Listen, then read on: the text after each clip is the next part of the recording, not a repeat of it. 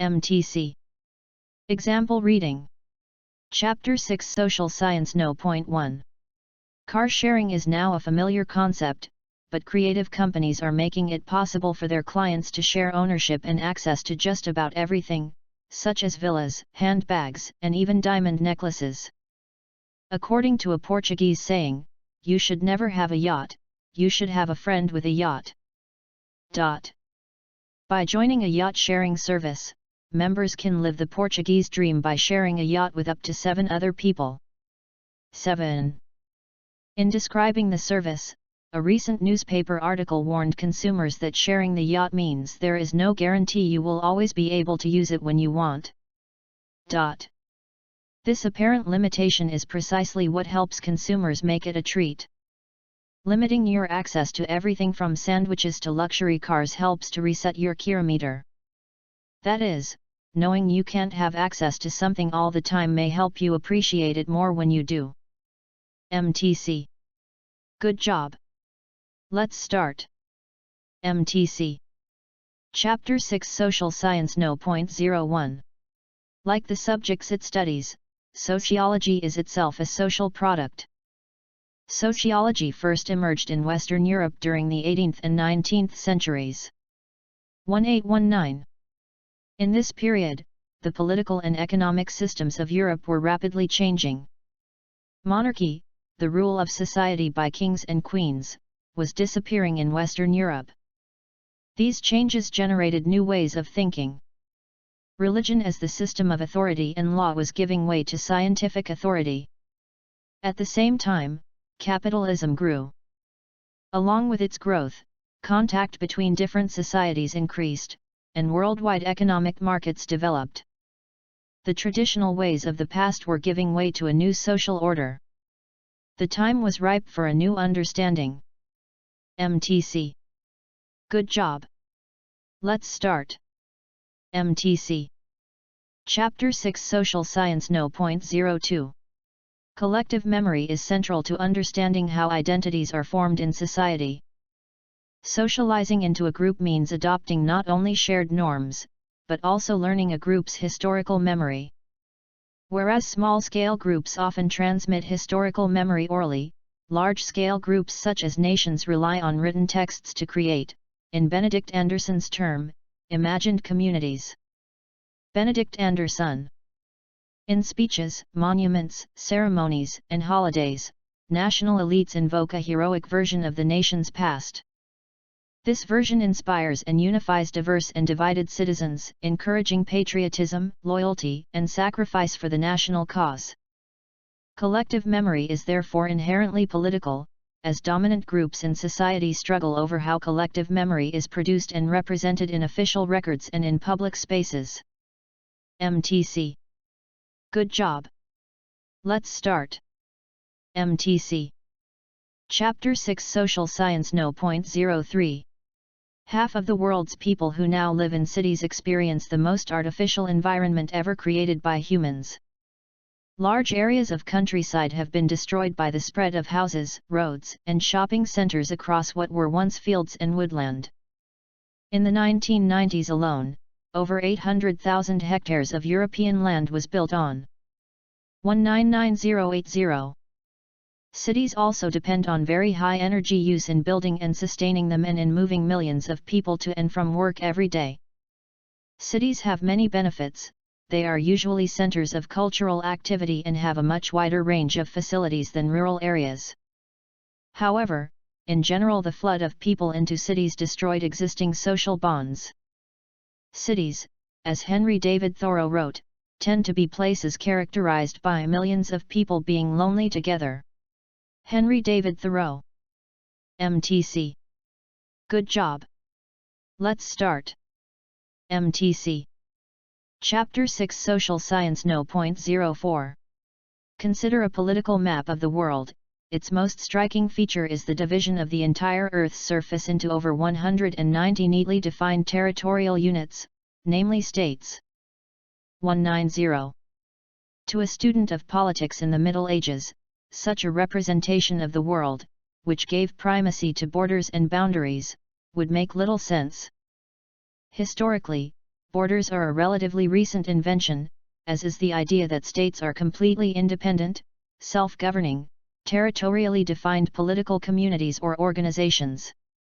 Although today a convenient fiction, this presumption remains central to traditional state-centric conceptions of world politics as the pursuit of power and interests between independent states. Globalization, however, calls this state-centric conception of world politics into question. Taking globalization seriously therefore requires a conceptual shift in the way we think about world politics. MTC. Good job. Let's start. MTC. Chapter 6 Social Science No. 0.05. Go to a public square during a big protest or concert and you'll see something apparently very different, yet conceptually quite similar. If you watch closely, you'll see that how people move through a densely packed square really has less to do with individual inclinations than with patterns. As individuals try to avoid collisions with each other, as one person follows another, who in turn follows someone else, they automatically begin to form coherent streams of movement. A person has good reason to move within these streams, as moving in other directions is a lot more difficult. Because of this advantage, any stream soon attracts more people to join it, making it bigger and still more attractive to others. The pattern constrains people's choices, making them more likely to act in a way that reinforces the pattern, boosting its energy and influence. MTC. Good job. Let's start. MTC. Chapter 6 Social Science No. 0.06. There is one key difference between dream thoughts and our thinking while awake. One of the lessons we learn in life is that certain actions, even thoughts, are not permissible in the real world. For example, we learn that we cannot immediately fulfill our desires. There are rules against grabbing the money in the cash register at a store, and constraints on interacting with a person to whom we may be physically attracted. We also learn that certain thoughts are not permissible because they are culturally forbidden. As we learn professional skills, we learn the ways of thinking that are recognized and rewarded in our professions, and thereby avoid patterns of thought that might betray the methods and norms of that profession. Many of these taboos are worthwhile, as they enforce social order and consolidate progress. MTC. Good job. Let's start. MTC. Chapter 6 Social Science No. 0.07. An efficient system of social protection is an important part of any modern society. The market failed to provide adequate insurance, for instance, for unemployment or disability. So the government stepped in. But people receiving those benefits typically paid for them, either directly or indirectly, through contributions they or their employer made on their behalf to these insurance funds. Aside from a person's right to draw benefits from programs they helped fund, social protection can make for a more productive society. Individuals can take on more high-return, high-risk activities if they know there is a safety net that will protect them if things don't work out. It's one of the reasons that some economies with better social protection have been growing much more rapidly than that of the United States, even during the recent recession. MTC. Good job. Let's start. MTC. Chapter 6 Social Science No. 0.08. Ethical and moral systems are different for every culture. According to cultural relativism, all of these systems are equally valid, and no system is better than another. The basis of cultural relativism is the notion that no true standards of good and evil actually exist. Therefore, judging whether something is right or wrong is based on individual society's beliefs, and any moral or ethical opinions are affected by an individual's cultural perspective. There exists an inherent contradiction in cultural relativism, however. If one embraces the idea that there is no right or wrong, then there exists no way to make judgments in the first place. To deal with this contradiction, cultural relativism creates tolerance. However, with tolerance comes intolerance, which means that tolerance must imply some sort of ultimate good. Thus, tolerance also goes against the very notion of cultural relativism. MTC. Good job. Let's start. MTC. Chapter 6 Social Science No. 09.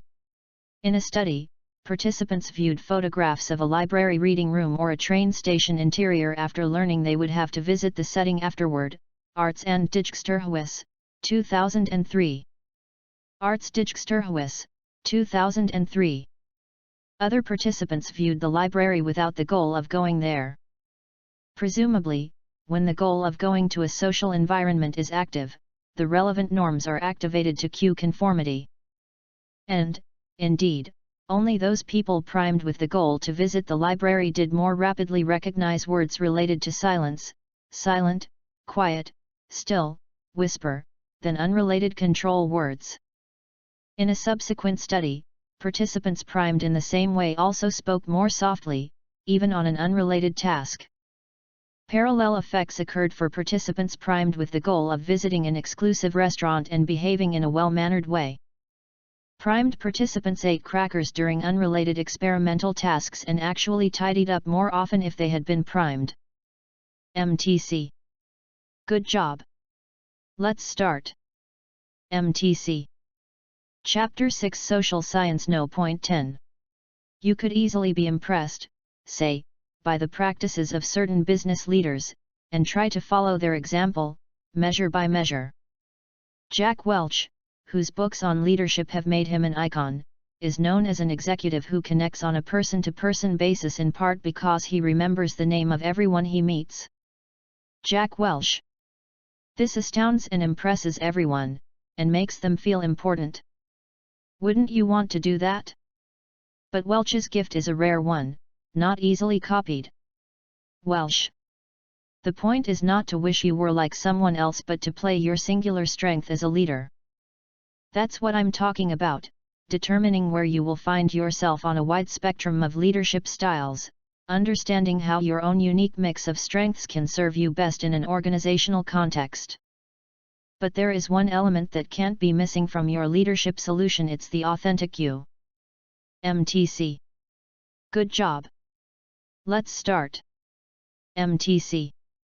Chapter 6 Social Science No. 11. Do not assume that trusting your opponents is essential for a proper negotiation process, collaboration, and an integrative outcome. Trustfulness may make you vulnerable, thus, your opponent's behavior may become harmful and damaging. Being trusting may also blind you to the possible manipulation of your opponents. It is possible that suspicion and distrust may motivate you to search for essential information about your opponents and, at the same time, serve as a defense mechanism and coping strategy against your opponent's potential manipulations. In this sense, suspicions and distrust may be valuable to you before and during the negotiation process. Thus, try to maintain the right balance between a certain amount of trust on the one hand, and a certain amount of suspicion, and even distrust, on the other. This way you will benefit from both the advantages of distrust and suspicions, as well as the advantages of trust. MTC. Good job. Let's start. MTC. Chapter 6 Social Science No. 12. Sociologist Steph Lawler found that British women who had moved from the working class to the middle class were caught between two worlds: their working class background and their current middle class life. Steph Lawler. The women's mothers found their daughters' middle class ways uppity, and they criticized their daughters' preferences in furniture and food, their speech, and even the way they reared their children.